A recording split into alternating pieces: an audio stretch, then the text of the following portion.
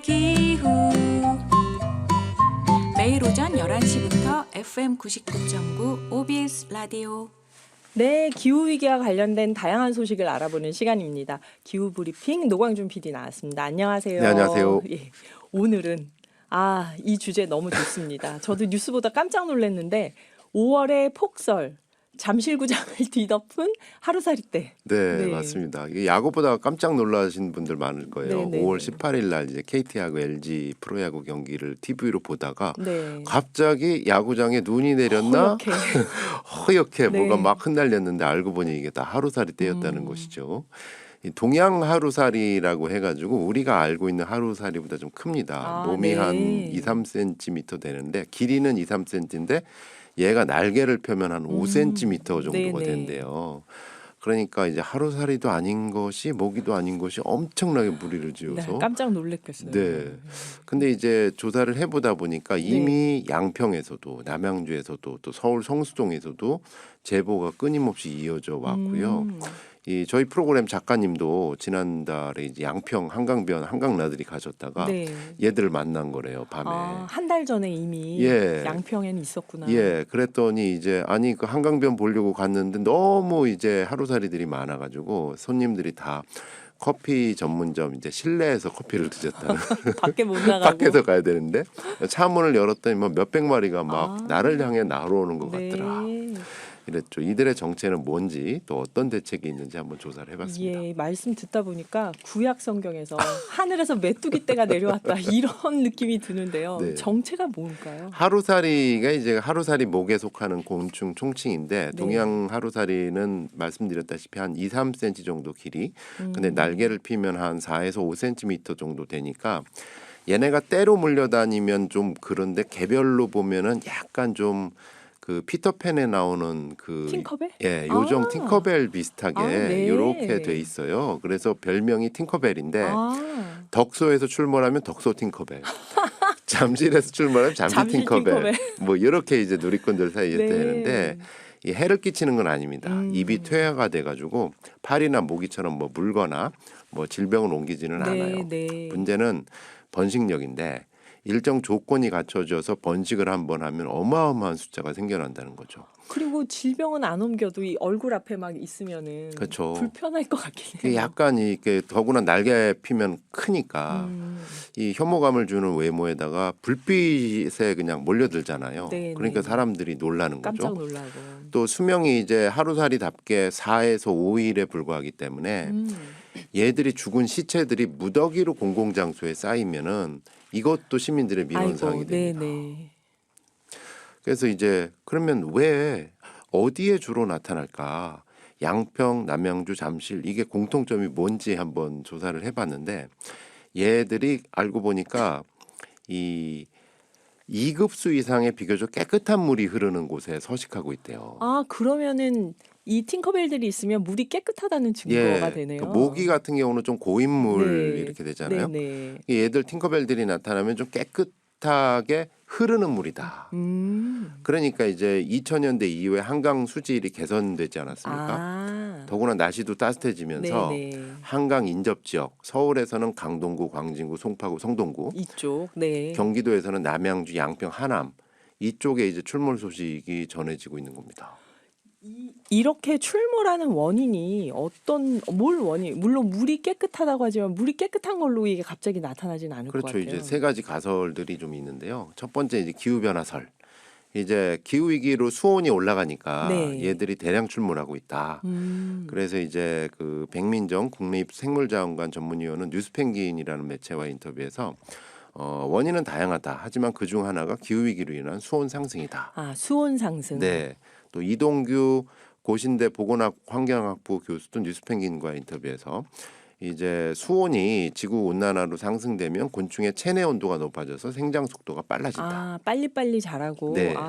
이게 네. 이제 기후 변화설인데 아마 이거를 부인할 만한 학자들은 별로 없을 네, 겁니다. 네. 수온이 상승되는 건 네. 맞으니까요. 두 번째 이게 좀 약간 생태학적인 관점인데요. 한강변 상권이 발달했다. 그렇죠. 많죠, 거기 예. 한강권에. 그러니까 그 물이 깨끗해지면서 아무래도 사람들이 많이 나들이를 하니까 네, 또 상권도 네, 많이 발달하고 네. 그래서 밤 늦게까지 불을 불이 켜져. 켜다 보니까 아, 얘들이 또 대량 출몰.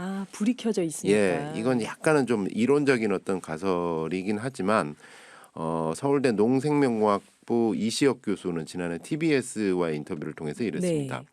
코로나도 사실은 인간의 사는 면적이 넓어지다 보니까 야생과의 접촉이 잦아지면서 감염이 된 거 아니냐. 마찬가지로 곤충도 인간이 사는 면적이 갈수록 넓어지니까. 넓어지다 보니까 곤충이 서식 자리를 빼앗고 곤충도 얘들도 살아야 되니까 네. 결국 인간과 곤충의 대충돌 가능성은 어디든 존재한다. 네, 사람 사는 곳에 나타나게 되는 네, 거구나. 이런 얘기고 또 네. 세 번째는 소수 의견이긴 한데요. 4대강 공사의 영향 아니냐? 음, 4대강 공사로 쌓인 모래를 퍼가는 과정에서 네. 얘들의 천적 생물들, 물고기부터 해서 이런 천적들이 줄어들고 이러다 보면서 또 살충제를 많이 뿌리게 되고 네네. 이러다 보니까 얘들이 몰려가면서 이제 내려왔다. 라는 설까지 있습니다. 네. 이거는 뭐 근데 그 학자들의 어떤 근거는 입증 자료는 있는 건 아닌데 네. 주변에 사시는 분들한테는 아. 계속 좀 구전되어 오는 얘기들입니다. 그러니까 그 4대 강보나 이런 공사했던 지역에서 없던 하루살이가 그 공사하고 나니까 생겼다 이런 얘기인가요? 생겼다. 그래서 살충제를 뿌렸다. 음. 그러니까 얘들도 살려다 보니까 또 다른 지역으로 도심으로 이렇게 오게 내려왔다. 되는 거 아니냐. 그렇구나. 뭐 이런 설이 있습니다. 그럼 이걸 살충제 뿌려서 해결하면 안 될 것 같은 예감이 지금 드는데 그렇습니다. 대책이 뭐가 있을까요? 이 사실은 이렇게 뉴스에 나오면 네. 민원이 발생을 하잖아요. 어떤 민원이? 그러면 그러니까 민원 전화들을 많이 하시거든요. 네, 네. 하시면 이제 그 공무원 입장에서는 네. 농약을 뿌린대요. 민원이 급증하니까. 근데 할 수 있는 게 일단 화학적 방제니까. 네. 근데 일단 화학적 방제만이 능사가 아니라는 지적에 갈수록 힘을 얻고 있는 게 일단 이 팅커벨들이 출몰하는 지역이 2급수 이상 지역이기 때문에 여기에는 팔당상수원 보호구역이 많잖아요. 네, 식수원. 그렇죠. 거기 그러니까 여기다가 대량의 살충제 살포는 하면 애초부터 불가능한 곳이 있습니다. 불가능하겠네요. 예. 네. 그리고 이 특정 곤충만 없애는 살충제는 지구상에 없대요. 네. 얘만 죽는 게 아니라 다른 곤충들 또는 생물들도 또 영향을 주고 같이 영향을 준다는 거죠. 그러면 혹시 살충제 뿌리고 나서 인간에게도 영향이 있는 뭐 어쨌든 생태계 균형이 파괴가 되니까 네. 이게 더 큰 재앙으로 그러니까 천적까지도 없애고 네. 이러면서 더 큰 재앙으로 갈 수 있다라는 지적이 있는 가운데 이 남양주 같은 곳에서는 여러 실험들이 있습니다. 지금 팔당상수원 보호구역이어서 네. 여기는 살충제를 대량으로 뿌리는 게 불가능한 지역이거든요. 여기서 2021년에 어떤 실험을 했냐면은 그래서 요 동양 하루살이를 잡기 위해서 주요 하천에 63만 붕어 용병을 풀어놨다고 합니다. 그러니까 붕어를 63만 마리를 뿌렸다는 건가요? 그 아주 신문 기사가 재밌습니다. 63만 네, 붕어 용병을 용병. 풀었다. 네. 이제 붕어가 이제 하루살이 유충을 대량으로 잡아먹는 천적으로 알려졌는데 네. 그 후 어떻게 됐는지에 대한 결과는 아직 보도가 안 되고 있습니다. 결과가 아직 안 나왔어요. 63만 붕어 용병들은 어떻게 되고 어떻게 있는지. 됐는지. 경기도 해양수산연구소에서는 토종 미꾸리를 대안으로 하는 검증 실험을 벌이기도 했습니다. 미꾸리요. 미꾸라지하고 생김새가 비슷한데 미꾸라지는 좀 고인물을 좋아하는데 네네. 토종 미꾸리는 흐르는 물에 서식한대요. 근데 얘네가 이제 특히 모기 유충을 좋아하는데 하루에 1,000마리를 먹는데요. 모기 유충을? 예. 어휴. 그래서 이제 그 토종 미꾸리를 방류하면은 동양 하루살이 유충도 먹을 것이다. 이렇게 2020년에 실험을 했는데 아직 실험 결과는 안 나왔어요. 계속 모기만 먹고 있는 거 아니에요? 근데 이건 정말 놀랍네요. 모기를 막 살충제 뿌려서 잡을 게 아니고 미꾸리가 이렇게 유충을 먹어주면은 아무래도 이게 이제 살충제에 대한 문제제기 때문에 예. 생물학적 방제 차원으로 여러 예. 대안이 되는 거고요. 그렇구나. 또 빛의 밝기를 조절하는 방법도 제한되고 있습니다. 성동구 같은 경우 민원이 워낙 급증하니까 성동구. 예, 그래서 밤 8시 이후에 조명을 좀 최소화하고 가능하면 노란색 계통의 빛이나 나트륨 등을 사용하는 게 좋다. 뭐 이렇게 안내를 하고 너무 있고요. 하얀 밝은 빛 말고. 네. 네. 여기 또 민원 전화가 굉장히 많으니까 네. 그래서 창문이나 유리 등에 얘들이 막 붙어 있을 경우에는 네. 물을 뿌리면 떨어진대요. 네, 날개가 좀 젖어가지고 뭐 물 그런 것도 뿌리는 있습니다. 방법도 있구나. 네. 네. 그렇게 이렇게 벌레들이 지금은 동양 하루살이지만 또 좀 있으면 뭐가 나타날지 모르는 거잖아요. 그렇습니다. 근데 살충제가 능사가 아니다 하면은 여러 가지 다른 데서는 방법들이 이거는 한번 그 생태 전문가나 네. 또 이렇게 그 농약 전문가 한번 모셔서 네. 생산적인 좀 대안에 대해서 한번 말씀드려야 오늘의 될 것 이슈에서 같고요. 네네. 제가 일단 말씀드리는 거는 지금 끊임없습니다. 이 지구가 뜨거워지면서 보면은 2017년 서울 강북구에 한울소 사건이 있었고요.